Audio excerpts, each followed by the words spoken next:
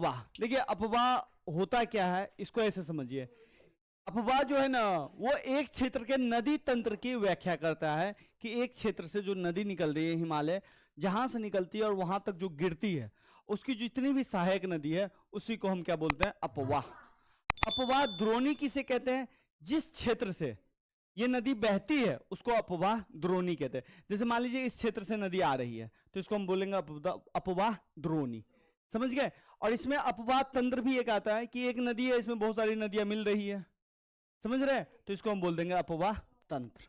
ये सब छोटी छोटी बातें हैं, मेन आते हैं नदी पे। अच्छा, सबसे बड़ी विश्व की जो नदी द्रोणी है या अपवाह द्रोणी है वो है अमेजन नदी। अब भारत की जो सबसे बड़ी है वो है गंगा नदी। गंगा की बहुत सारी सहायक नदी, ये सब कुछ कुछ बातें हैं।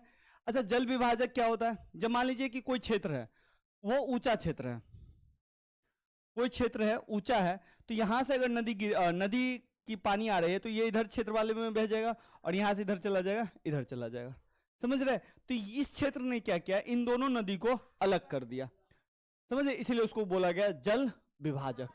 तो उच्च भूमि को जल विभाजक कहते हैं। क्लियर है, ये सब छोटी मोटी बातें समझते चलिए। अच्छा, हमारे अपवाह तंत्र में भारत में दो तरह का तंत्र है, एक हिमालय तंत्र जहां से हिमालयी नदी निकलती है, और एक है आपका प्रायद्वीपीय नदियां। प्रायद्वीपीय नदियां का मतलब जो नीचे वाला पार्ट है इसको प्रायद्वीपीय नदियां कहेंगे। हिमालय नदियां इधर वाला पार्ट से, यहां से आप जानते हैं पिछले क्लास में आपने हिमालय के बारे में पढ़ा हुआ था, ठीक है, हिमाद्री, मध्य हिमालय और शिवालिक, ठीक है। तो हिमालय नदियां की कुछ विशेषता होती है, जैसे हिमालय से जो भी नदी निकलेगी ना वो 12 मासी होगी। 12 मासी का मतलब है कि यहाँ पे साल भर पानी रहेगा। बारिश के मौसम में पानी रहेगा, गर्मी के मौसम में जब पानी नहीं रहेगा तो वहां पे बर्फ पिघलेगा और वो धीरे धीरे पानी ले लेगा, ठीक है। तो ये नदियां जो ना 12 वासी होती है, यानी कि सालों भर पानी रहती है। इसमें वर्ष भर पानी रहता है क्योंकि इन्हें अतिरिक्त ऊंचे पर्वतों से पानी मिलता है, क्योंकि बर्फ वहां पे पिघलता है, हिम जो है वहां पे पिघलता है। दूसरी ओर ये इसका एक और विशेषता है कि ये पर्वतों को काट कर है ना गॉर्ज का निर्माण करती है। अब ये होता क्या है, जैसे देखिए हिमालय बहुत ऊंचा पर्वत है, ठीक है, यहां से मान लीजिए नदी निकल रही है, पानी निकल रहा है, तो पानी निकलेगी तो क्या करेगी, उसको कटिंग करेगी कि नहीं करेगी, सोच के देखिए, गड्ढा करेगी कि नहीं करेगी, सोच के देखिए। तो ये जो गड्ढा हो रहा है उस गड्ढा के अंदर में से पानी बह रहा है, समझ रहे, उसी को हम बोलते हैं गॉर्ज। तो हिमालय नदियां जो है ना काफी ऊंचे से आती है, तो उसी को हम बोल देते हैं, जो ऊंचे से आती है ना तो वो अपने रास्ते में जो पानी जिस रास्ते से आती है उस रास्ते में ना गड्ढा कर देती है, ठीक है ना, ऐसे करके गड्ढा कर देती है, क्योंकि बार बार पानी गिर रहा है उसी में, तो ये गड्ढा कर देती है। और तेजी से आता है तो तेजी से आएगा तो वो तो गड्ढा करेगा, तो उसी को जो गड्ढा होता है उसी को हम बोलते हैं गॉर्ज। गॉर्ज थोड़ा सा लंबा चौड़ा होता है, ध्यान रखिएगा, ठीक है ना, थोड़ा सा इस तरीके से ऐसे करके ना गॉर्ज कर देता है। ये इसमें से पानी गुजर, ये ऐसे रहता है, ऐसे हो जाता है, ऐसे ऐसे ऐसे, समझ गए। तो ये इधर ऊपर चौड़ा रहेगा ज्यादा और इधर कम चौड़ाई रहेगा, तो इसी को हम बोलते हैं गॉर्ज। अच्छा, ये ध्यान रखिएगा, ये काफी ऊपर से आती है पहाड़ों से, तो वो क्या करती है, तीव्र अपर्दन क्रिया करती है। अपर्दन का मतलब मिट्टी उट्टी को काट ले जाती है, समझिए ना, जो पहाड़ है उसको काटती जाती है। तो बालू वालू कहां से आता है, पहाड़ से ही तो आ रहा है, तो उसको काटता है और भारी मात्रा में सिल्ट और बालू का संवहन करता है, ठीक है। अच्छा, ये ध्यान रखिएगा कि हिमालय नदियों को हम 3 तरीके से बांटते हैं, एक जो पहाड़ से आता है, ठीक है, फिर दूसरा हिस्सा जो इसका कम ऊंचाई वाला है, और इसका तीसरा हिस्सा होता है निचला हिस्सा। देखिए पहाड़ से ऐसे आ रहा, ठीक है, फिर सेकंड हिस्सा थोड़ा सा ये ऐसे है ना, ये घट जाता है और ये ऐसे हो जाता है सेकंड हिस्सा, ठीक है, और फिर ये ऐसे हो जाता है बिल्कुल प्लेन। तो ये जो सेकंड हिस्सा और थर्ड हिस्सा में आता है ना, तो सोचिए ऐसे करके अगर पानी आएगा तो पानी तो इस रास्ते से बह जाएगा, लेकिन ऐसे बहेगा तो पानी फैलेगा। तो ये क्या होगा, ये नदी जब इस इलाके में आएगी ना तो ये ऐसे ऐसे करके बहने लगेगी, ऐसे ऐसे करके, समझ गए।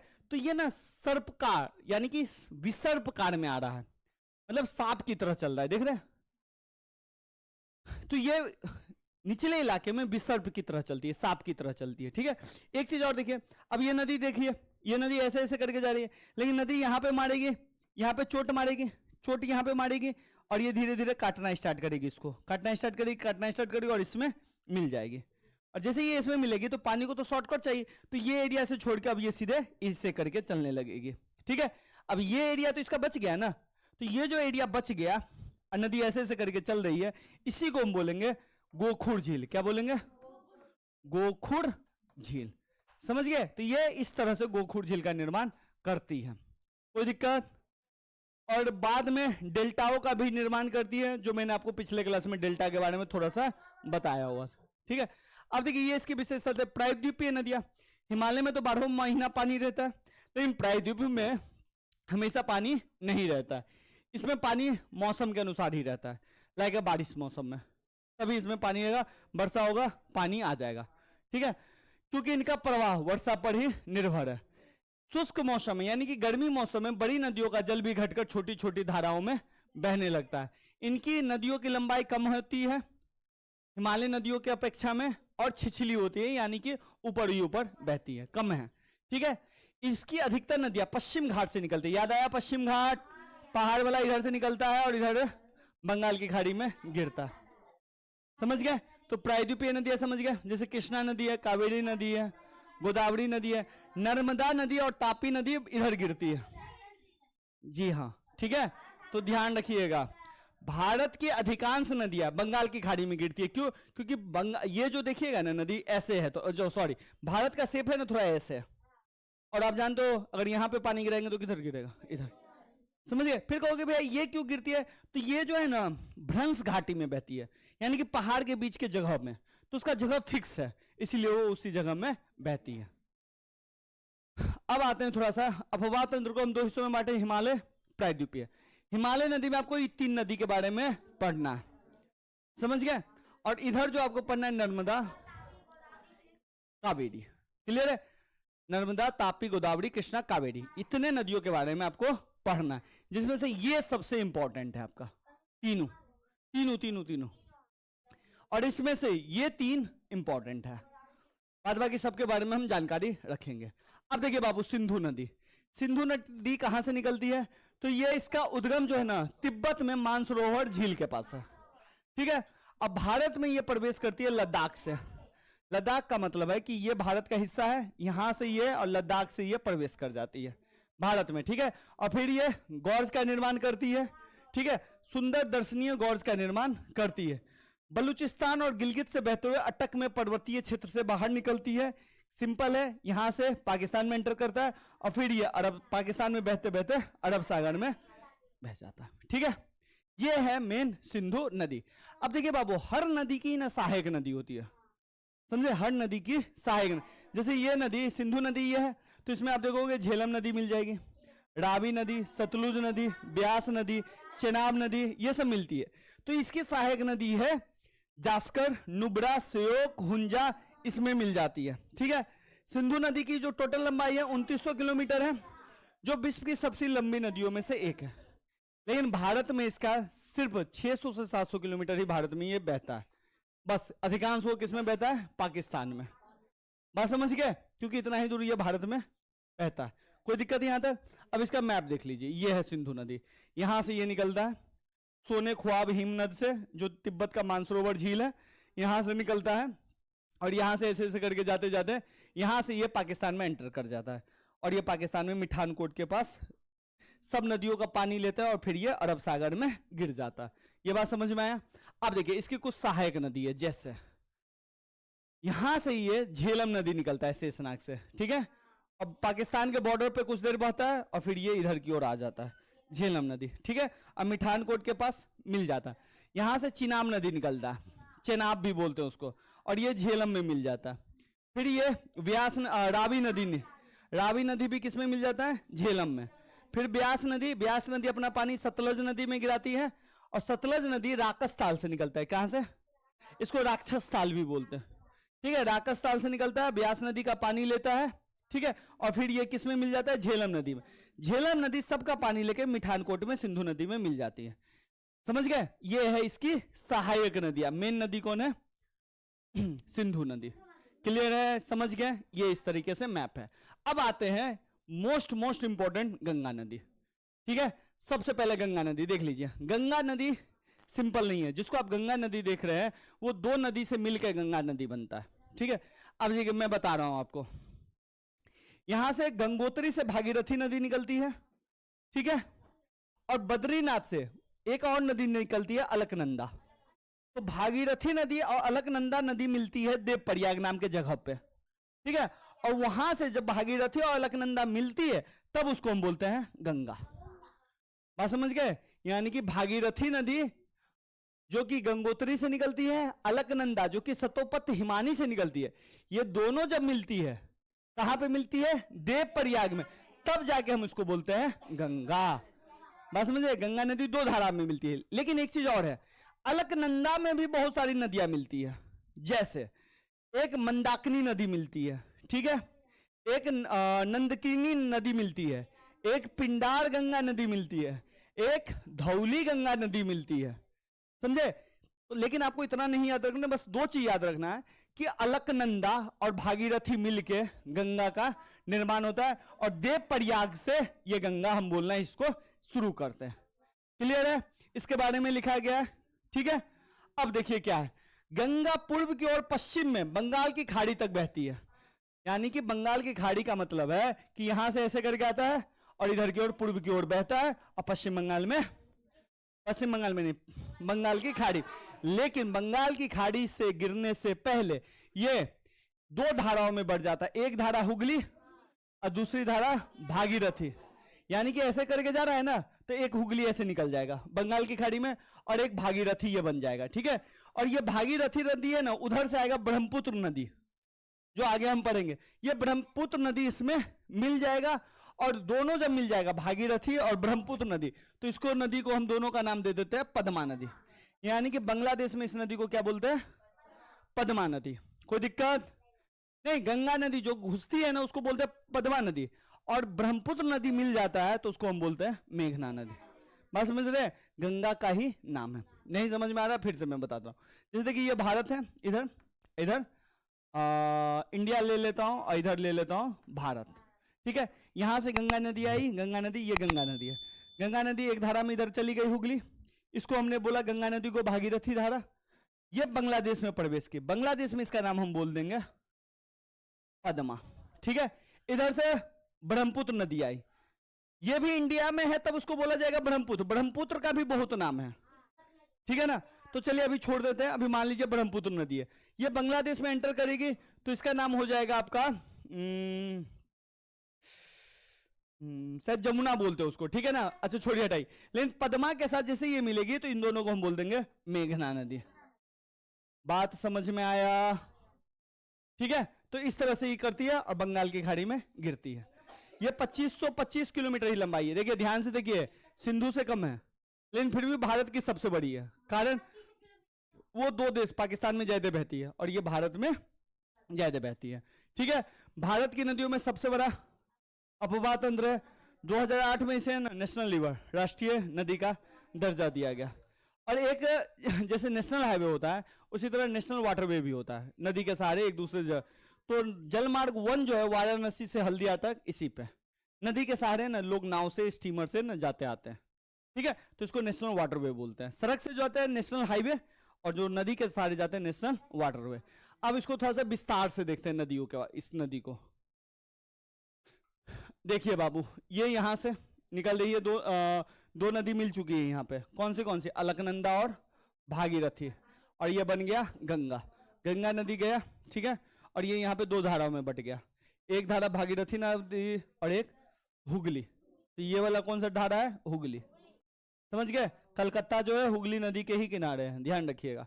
क्लियर है? अब देखिए, इस पे बाएं तट पे रामगंगा नदी मिली। अब ये बाएं तट का मतलब क्या है? देखिए, जब भी आपको बायां तट और दायां तट समझ में नहीं आए ना, तो देखिए नदी किधर की ओर बह रही है, इधर की ओर जा रही है। अपने आप को ना नदी में डाल दो। नदी में डालना नहीं है, मतलब मान लो कि नदी जिधर से बह रही है मैं उसमें हूं, ठीक है। मान लीजिए अगर इधर से नदी बह रही है तो मैं नदी में हूं, तो मेरा ये तट कौन हो गया? बाया। तो इधर से जो आएगा बाया, और इधर से जो आएगा वो दाया। समझ गए? तो बाएं पे कौन कौन मिल रही है? रामगंगा नदी। क्लियर है? फिर अगली नदी है गोमती नदी। ये है गोमती नदी जो गंगा से मिल रही है, सहायक नदी है। फिर है आपका घाघरा नदी। घाघरा नदी में ना सरयू नदी पहले मिलती है और फिर ये घाघरा नदी। सरयू नदी इंपॉर्टेंट है बहुत सारा, जी हाँ, अयोध्या से बहती है। थर्ड है आपका गंडक नदी। समझ गए। फिर देखिए कोसी नदी, इसको बिहार का शोक बोला जाता है। शोक, शौक नहीं, शोक, शोक। जब कोई मर उड़ जाता है तो शोक नहीं मनाते हैं, वही शोक बोला जाता है, क्योंकि इसमें बराबर बाढ़ आ जाता है। तो ये कोसी नदी, इसको सप्तकोसी भी बोलते हैं, जो गंगा नदी में मिल जाती है। फिर नेक्स्ट है अंतिम महानंदा। महानंदा एक्सप्रेस नहीं, महानंदा नदी। आप लोग महानंदा एक्सप्रेस से घर जाते हैं, ठीक है। अब इधर से दाएं से यमुना नदी। यमुना नदी गंगा नदी की सबसे बड़ी सहायक नदी कौन सी है? यमुना, ठीक है। यमुना नदी में भी ना बहुत सारी नदी मिलती है, जैसे चंबल, बेतवा, केन। ये किसकी सहायक है? यमुना की। यमुना किसकी सहायक है? गंगा की। क्लियर है। अब आइए, एक सोन नदी मिलती है, और हुगली में बाद में कौन सी नदी मिल जाती है? दामोदर नदी। ये है पूरा गंगा नदी तंत्र, कोई दिक्कत नहीं। चलिए आगे चलिए। ये देखिए, इससे पहले ये मिला था, ये सब हम देख लिए थे, ठीक है। ये है आपका अलकनंदा नदी, ठीक है, और ये है आपका भागीरथी नदी। ये दोनों मिलके क्या बना दिया? गंगा, ठीक है। इधर से यमुनोत्री से निकल रही यमुना, जो कि बाद में आगरा में यमुना गंगा से मिल जाती है। क्लियर है। आगरा कह रहा हूं, उल्टा बोल दिया, इलाहाबाद में मिलती है, ध्यान रखिएगा। अब आइए, गंगा नदी समझ गए। अब आते हैं ब्रह्मपुत्र नदी। देखिए, ब्रह्मपुत्र नदी उसी नदी के पास से निकलती है जहां से सतलज निकलती है। यह भी मानसरोवर झील के पास से निकलती है, लेकिन सिंधु से इसकी लंबाई अधिक है, परंतु इसका अधिकतर भाग है ना तिब्बत में बहता है, ठीक है। ऐसे करके आता है, जैसे भारत ये है ना, तो यहां से निकलता है, और ऐसे करके यहां से अरुणाचल प्रदेश से भारत में एंटर करता है, ठीक है। हिमालय के समांतर पूर्व की ओर बहती है, यानी कि इधर पूर्व की ओर बह रही है, ठीक है। और नामचा बरवा शिखर के पास पहुंचकर यू आकार में ऐसे कट जाती है, समझ रहे? यू है ना, ये यू आकार में कटती है, और अरुणाचल प्रदेश में गॉर्ज के माध्यम से प्रवेश करती है। गौर समझ गए ना, हाइट, ठीक है। इसे दिहांग नाम से भी जाना जाता है। तिब्बत में इसका नाम सांगपो है, और बांग्लादेश में इसका नाम जमुना है। यही जमुना जब पद्मा में मिक्स होगी तो उसको मेघना बोलेंगे। समझ में आया? समझे अभी? समझ। अच्छा, इसकी भी सहायक नदी है दिबांग, लोहित, केनूला, और भी सहायक नदी है जो ब्रह्मपुत्र में गिरती है। अब इसका देख लेते हैं, कोई दिक्कत? चलिए देखिए, ये है पूरा, देखो यहां से निकलती है, अरुणाचल प्रदेश में इसका नाम क्या है? सांगपो, ठीक है। यहां से यू टर्न ली गॉर्ज में और सीधे घुस गए। ब्रह्मपुत्र नदी, इसमें दिहांग नदी मिली, लोहित नदी मिली, फिर ये एंटर हुई, और यहाँ पे देखो गंगा नदी ये है, और ये गंगा नदी में मिल गई। ध्यान से देखो, ब्रह्मपुत्र नदी को जैसे ही बांग्लादेश में घुसी, उसका नाम क्या हो गया? जमुना। गंगा नदी इसमें मिलेगी, इसका नाम हो जाएगा पद्मा। पद्मा नहीं है, मेघना होगा। ये पद्मा नदी गंगा नदी को बोल रहा है, ठीक है। अब इसको बारी बारी से लेते हैं। देखो, सांगपो नदी, दिहांग नदी, जमुना नदी कब? जब बांग्लादेश में घुस गया तब, ठीक है। चलिए, यहां से दिबांग नदी मिल रहा है, इस पे दिहांग नहीं, दिबांग। फिर लोहित नदी मिला, फिर इस पे सुबनसिरी नदी मिला, ठीक है ना, सुबनसिरी। फिर इस पे मानस नदी मिला, ठीक है। कामेंग नदी मिला। अच्छा, दाया बाया तो समझ जाओगे ना, नदी में डालो, इधर से आया बाया, इधर में कैसे डालना पड़ेगा? ऐसे, इधर से जो आ रहा है वो बाया हो गया, इधर से जो आया दाया हो गया, ठीक है ना, ध्यान रखिएगा। कामेंग नदी, अच्छा ये तो बता दिया था। अच्छा, आप देखो गंगा नदी, इसको थोड़ा सा बता रहा हूं, आप ध्यान से सुनना। गंगा नदी हम कब बोलते हैं? जब भारत में है। जब बांग्लादेश में आया तो इसको क्या बोल दिया? और जब ये ब्रह्मपुत्र इसमें आया बांग्लादेश में, तो इसको क्या बोल दिया? तो ये मान लो इधर बांग्लादेश है और इधर आपका इंडिया, समझ गए? देखिए, गंगा गया तो पद्मा बन गया, और ये ब्रह्मपुत्र गया तो जमुना बन। जब पद्मा और जमुना मिलेगा तो इसको बोलेंगे मेघना। क्लियर है? पद्मा प्लस, सॉरी इसको लिख रहा हूं, पद्मा प्लस जमुना, जमुना भी बोलते हैं, इक्वल टू मेघना। पद्मा का नाम क्या है भारत में? गंगा। जमुना का नाम भारत में क्या है? ब्रह्मपुत्र। समझ गए? थोड़ा सा कंफ्यूजन है यहाँ पे। और ये दोनों नदी मिलकर ना विश्व का सबसे बड़ा डेल्टा बनाती है, विश्व का सबसे बड़ा डेल्टा, ठीक है। अब देखिए, ब्रह्मपुत्र की सहायक नदी है, बाएं तट पे मिलती है दिहांग, लोहित, इसको खूनी नदी बोलते हैं क्योंकि इसका रंग जो है ना लाल है, इसलिए उसको ना खूनी नदी बोलते हैं जी। धनसिरी, बराक, बराक जो है मणिपुर से निकलती है। फिर सुबनसिरी, कामेंग, मानस, तीस्ता। ठीक है, चलिए अब ये हो गया इधर हिमालय नदी। मेन नदी है गोदावरी, कावेरी, कृष्णा पढ़ते हैं। ठीक है, और फिर हम पढ़ लेंगे तापी और नर्मदा। ठीक है, अच्छा ये नदी अरब सागर में गिरती है, याद आया? ये बंगाल की खाड़ी में, ये भी खाड़ी में। ठीक है, और ये तीनों नदी बंगाल की खाड़ी। ठीक है ना, याद रखिएगा। देखिए बाबू, ये जो है गोदावरी नदी है, ये वाला स्थान देख रहे हैं। हम अच्छा मैप देंगे, टेंशन मत लेना। त्रिम्बकेश्वर से निकलता है और बंगाल की खाड़ी में जाके गिर जाता है। ठीक है, अच्छा ये देख रहे हो कि हर जगह मैंने ऐसे से बनाया, ये डेल्टा बना रहा है, समझ गए ना। अब देखिए इधर से तीन नदी मिलती है, पेनगंगा, वर्धा और वेनगंगा। ये तीनों नदी मिलती है तो इसको बोलते हैं प्राणहिता। बात समझे? तीनों मिलती है तब बोलते हैं प्राणहिता, जो गोदावरी नदी में मिलती है। ठीक है, फिर इधर मिलती है इंद्रावती और सबरी। फिर आपका परवारा, क्लियर है? परवारा नदी, परवरा भी बोलते हैं उसको। फिर इसमें मंजरा नदी मिलती है, क्लियर है? समझ में आया? और इस तरह से इस नदी का खेल खत्म। इसका गोदावरी का समझ में आ रहा है ना? ऐसा कोई नहीं बताएगा बउआ, बहुत मेहनत से बनाया है।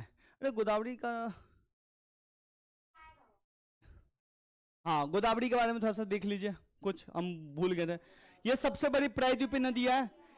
प्रायद्वीपीय मतलब जो साउथ में जो बहती है उसकी सबसे बड़ी नदी है। ठीक है, ये महाराष्ट्र के नासिक जिले में पश्चिम घाट से निकलती है, अब बंगाल की खाड़ी में गिरती है। प्रायद्वीप में सबसे बड़ा है। ठीक है, इसकी लंबाई लगभग 1500 किलोमीटर है।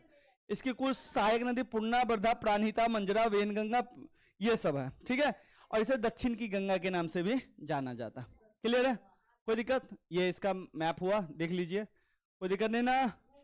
अब आते हैं कावेरी। कावेरी निकलती है पश्चिम घाट के ब्रह्मगिरी पहाड़ी से। ठीक है, ये 12मासी नदी है। याद कीजिए, प्रायद्वीपीय नदी में मैंने बोला हुआ था 12मासी नहीं है, लेकिन कावेरी 12मासी। क्यों? क्योंकि मानसून जब आता है ना तब भी ये बारिश करके कावेरी नदी में पानी दे देता है, और जब जाता है ना तब भी कावेरी नदी में, इसलिए इसमें 12 महीना पानी रहता है। बाद बाकी जितने भी प्रायद्वीपीय नदी है उसमें 12 महीने पानी नहीं रहता है, एक्सेप्ट कावेरी। अब ये कैसे आता है कैसे जाता है, जो जलवायु चैप्टर में आप आगे पढ़ोगे। ठीक है, भारत में दूसरा सबसे बड़ा जलप्रपात, जलप्रपात समझते हो ना? क्या होता है जलप्रपात? झरना, झरना। ये इसका शिव समुद्रम बनाती है। ठीक है, इसकी सहायक नदी है बाएं तट से हेमावती, लोकपावनी, सिमसा, अकरावती, लक्ष्मण तीर्थ, भवानी, अमरावती, सुवर्णसेनी। इसके कुछ शहर है जो इस नदी के किनारे आते हैं। इसे हर शहर, हर नदी के किनारे कुछ शहर आते हैं। जैसे यमुना नदी के किनारे दिल्ली, आगरा, समझ गए? गंगा नदी के किनारे तो बहुत ज्यादा, बनारस आता है, क्या नाम है, कानपुर आता है, पटना आता है, ये सब बहुत सारे अच्छे अच्छे शहर आते हैं, बड़े बड़े। अब आते हैं थोड़ा सा, इसको देख लीजिए। ये है बाबू आपकी कावेरी नदी। ठीक है, अब देखिए कावेरी नदी ब्रह्मगिरी पहाड़ी से निकलती है, ऐसे ऐसे करके जाती है। ठीक है, सांप की तरह। सबसे पहले हेमावती मिलती है, फिर लक्ष्मण तीर्थ मिलती है, आपकी कबानी नदी मिलती है, काबनी या कबानी भी बोलते हैं। फिर आपकी सिमसा नदी मिलती है, फिर आपकी अकरावती नदी मिलती है। समझ रहे हैं? नदी इधर की ओर जा रहा है, तो ये हो गया बाएं तट और ये हो गया दाएं तट। गुड। ये भावनी नदी या भवानी नदी भी बोलते हैं उसको, इसको नोयली नदी बोलते हैं या नोयल नदी। ठीक है, इस तरह से ये नदियां इसमें मिलती है, और एक लास्ट है अमरावती नदी। क्लियर है? अब चलते हैं कृष्णा नदी।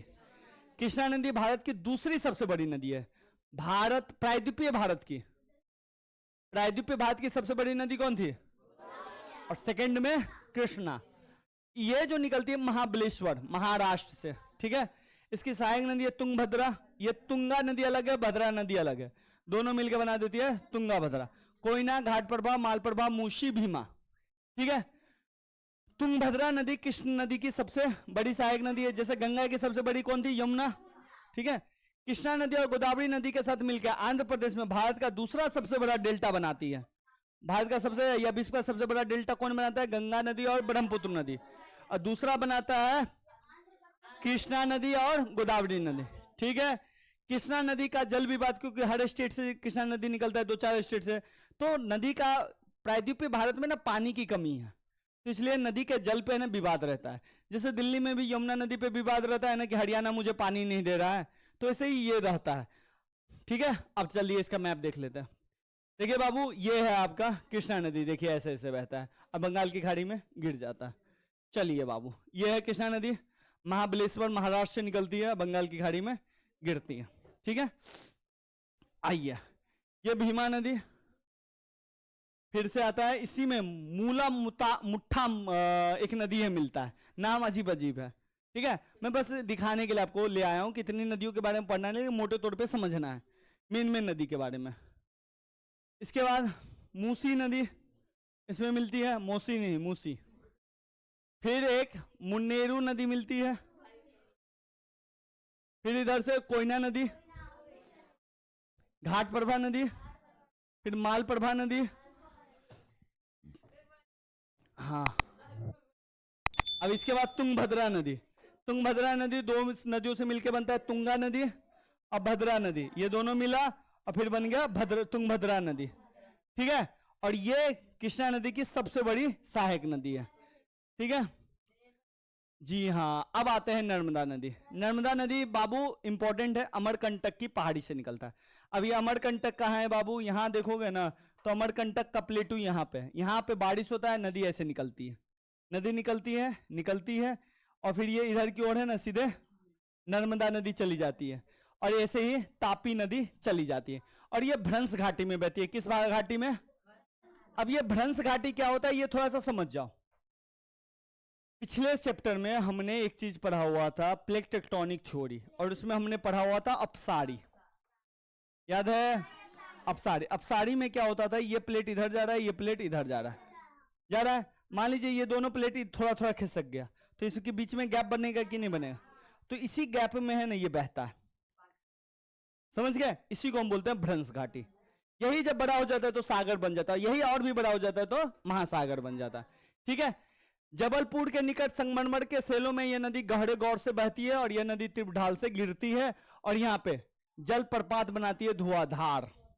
ठीक है, इसकी कुछ सहायक नदी है जो बहुत ही छोटी है, लेकिन इसमें ध्यान रखना है कि ये किस में गिरती है? अरब सागर में। बाद बाकी जो नदी अधिकांश बंगाल की खाड़ी, प्रायद्वीप नदियां की ये कुछ नदियों में से एक है जो अरब सागर में गिरती है। अब आते हैं थोड़ा सा तापी द्रोणी, ये भी उधर की ओर गिरती है, किधर? बंगाल की खाड़ी। ध्यान रखिएगा, सबसे पहले नर्मदा नदी गिरती है और फिर तापी नदी। नर्मदा से तापी छोटा, ये भी भ्रंश घाटी में बहती है, ये भी भ्रंश घाटी। ये मध्य प्रदेश, गुजरात और महाराष्ट्र राज्य में है। इसकी द्रोणी नर्मदा के समांतर चलती है, और किस में चलती है? भ्रंश घाटी में। इसकी लंबाई बहुत कम है। ठीक है, इसकी मुख्य नदियां है साबरमती, माही, ये सब इतना नहीं याद रखना है, लेकिन ये याद रखना है अरब सागर में गिरती है। क्लियर है यहां तक में दिक्कत? अच्छा, अब झील क्या होता है? देखिए, पृथ्वी की सतह के गर्त वाले भागों में जहां जल जमा हो जाता है उसे झील कहते हैं। गर्त वाला का मतलब क्या है? जहां पे बड़ा बड़ा गड्ढा है, ठीक है, जहां पे पानी जमा हो गया वहां पे झील बन गया, समझ गए? तो गर्द वाली जगह जहां जल जमा हो जाता है उसको झील कहते हैं। बड़े आकार वाली झीलों को समुद्र भी कहा जाता है, जैसे कैस्पियन सागर, मृत सागर, अरल सागर। ठीक है, इसमें से ध्यान रखिएगा, मृत सागर को सबसे बड़ा नमकीन सागर भी कहा जाता है, यहाँ पे लोग तैरता है। मृत सागर इसीलिए है क्योंकि इसकी डेंसिटी इतनी है कि अगर आप जाइएगा ना तो आप वो डूबे नहीं करिएगा, तैरिएगा। कैसे तैरिएगा मैं एक दिन प्रैक्टिकल करके आपको बताऊंगा, ठीक है ना? चले, अभी नहीं चलना है, चलिए। अच्छा, झीलों की उपयोगिता क्या है? बाढ़ को आप रोक सकते हैं, ठीक है, नदी के बहाव को सुचारू बना सकते हैं, जल विद्युत का निर्माण कर सकते हैं, जलवायु को सामान्य बना सकते हैं, जलीय पारिस्थितिकी को अब पर्यटन को बढ़ावा। झील देखने के लिए लोग जाते हैं, ठीक है। जलवायु को कैसे सामान्य बनाना है वो जलवायु चैप्टर में देख लेंगे, ठीक है। नदी के बहाव को बाढ़ की रोकथाम कर सकते हैं, झील में अपना पानी गिरा दो, मोड़ दो, तो झील भर जाएगा, पानी तो थोड़ा कुछ कमेगा ना इस सब चीज से। तो भैया कुछ झीलों के बारे में देख लेते हैं। अच्छा, भारत में मीठे पानी की प्राकृतिक झील है, जैसे वुलर झील, डल झील, भीमताल, नैनीताल, लोकताल और बड़ा पानी। देखिए, दो तरह की झील होती है, एक प्राकृतिक झील ठीक है, जहां पे गड्ढा था वहां पे पानी भर गया। एक है मानव ने बनाया, जैसे डैम के पास जो झील बन गया वो मानव ने बनाया। अब मानव निर्मित झील है गोविंद सागर, राणा प्रताप सागर, निजाम सागर, ये सब कुछ झील महत्वपूर्ण है। ठीक है, अब आते हैं थोड़ा सा, ये है कुछ इंपॉर्टेंट झील, जैसे ये है लोकटक झील, इसको लोकटक बोलते हैं। ठीक है, लोकटक झील, यह है चिल्का झील, यह कोलेरू झील, यह पुलिकट झील, यह अष्टमुडी झील, यह यहाँ पे बेमनाद झील, यहाँ है राजसमंद झील, यह है सामर झील, इससे नमक निकाला जाता है। ठीक है, यह है जम्मू कश्मीर वुलर झील, डल झील, डल झील ये रहा। ठीक है, यह है सात ताल झील। ठीक है, तो ये कुछ इंपॉर्टेंट झील है, सो आपको याद रखना पड़ेगा। लोनार झील। अब देखिए नदी प्रदूषण, आप जानते हैं नदियों में हम बहुत सारा कचरा डाल देते हैं, इससे नदी प्रदूषित होता है। इसके चक्कर में क्या होता है कि नदियों का पानी बहुत लोग पीते हैं, तो लोगों में बीमारी फैलता है। नदी में आप ज्यादा प्रदूषण डाल देते हैं तो नदी के अंदर जो जीवन है उसको बड़ा दिक्कत है, वो मर जाएगा। प्रदूषित जल में रहेगा नहीं रहेगा ना। तो यही सब है कि आगे क्या है, हम क्या करते हैं, उद्योगों का प्रदूषण, फैक्ट्रियों का प्रदूषण, कचरे को साफ भी नहीं करते हैं, उस पानी को उसको हम नदी में मिला देते हैं। इससे जल की गुणवत्ता खराब होती है और स्वच्छीकरण की क्षमता को भी यह प्रभावित करती है। ये सब तो जानते हैं ना आप लोग। भाई नदी में आपके दिल्ली में पानी कहां से आता है, यमुना नदी से आता है, और यमुना नदी में आप कचरा मिलाइएगा तो यमुना नदी का बाहर से जो पानी आएगा वो पानी कहां से लोग पिएगा, आपने तो इसको गंदा कर दिया। एक प्रॉब्लम ये हुआ, गंदा कैसे, क्या समझ गए ना, नाले का पानी डाल दिया, फैक्ट्री में जो भी यूज हुआ गंदा पानी आपने डाल दिया। दूसरी ओर इसमें जो मछली उछली रहेगी, जलीय जीव है, बहुत सारे जलीय जीव होते हैं, उसको वो जिंदा रह पाएगा, वो भी मर जाएगा। बात समझ गए। ऊपर से एक प्रॉब्लम और है, ये नदी आपके यहाँ से कचरा वाला नदी बना दिया, ये नदी जमीन के अंदर भी तो पानी जाएगा, रिस्क है। उस जगह का पानी, जमीन के अंदर वाला पानी भी क्या होगा, खराब होगा। अब इस गंदे पानी से आप बहुत सारी जगहों पे नदियों के पानी से कृषि होता है, क्या आप इससे कृषि कर सकते हैं, नहीं कर पाइएगा। कर पाइएगा, फसल रहेगा भी तो उस फसल में गंदगी आ जाएगी, समझ गए ना। तो ये एक प्रॉब्लम है। तो नदी प्रदूषण से बचाव क्या कर सकते हैं, बहुत सारी योजनाएं लागू की गई है, और इसमें सबसे ज्यादा जो पढ़ना है नदी संरक्षण योजना। इसको 1985 में गंगा एक्शन प्लान के साथ इसको आरंभ किया गया। 1995 में राष्ट्रीय नदी संरक्षण आयोजन बना, जिसके अन्य नदियों को जोड़ने के लिए गंगा कार्य योजना का विस्तार किया गया। भाई इसमें सिंपल है, ठीक करने के लिए सिंपल है, उद्योगों का पानी अगर उसमें डालना है, फैक्ट्रियों का, तो पानी को साफ करके डाला जाए। ठीक है, नाले का पानी अगर डालना है तो नाले के पानी को साफ करके डाला जाए। ठीक है, हानिकारक जो पॉइजनस फैक्ट्री का पानी होता है या वो होता है वो उसमें न डाला जाए। नदी को साफ सफाई रखे। एक तो हम लोग के में एक और प्रॉब्लम है कि हम लोगों को जो भी विसर्जन करना होता है वो विसर्जन हम नदी में करते हैं, वो सबसे थोड़ा सा बचे। इसीलिए आप देखते हैं कि दिल्ली जैसे शहरों में या बड़े बड़े शहरों में जब आप मूर्ति विसर्जन करने जाते हैं तो नदी में आपको डालने नहीं देता, वो कहता है साइड में डाल लो। समझ रहे हैं ना, इसी के चक्कर में, क्योंकि उसमें आप डालते हैं। अब मान लीजिए एक मूर्ति जब आप बनाते हो उसमें बहुत सारे पेंट लगाते हैं, बहुत सारी चीजें लगाते हैं, वो अगर नदी में डालेंगे, नदी में ये सब डिजोल्व होगा, और डिजोल्व होगा तो क्या होगा, नदी का पानी गंदा होगा, समझे, और ये दिक्कत होगा। इसीलिए आपको कहा जाता है नदी में इसको मत डालिए। जैसे गणेश चतुर्थी होता है, सरस्वती पूजा होता है तो रोक लेता है ना, इसी के चक्कर में। तो प्रदूषण से रोकने के लिए उपाय तो आप लोग जानते ही हैं,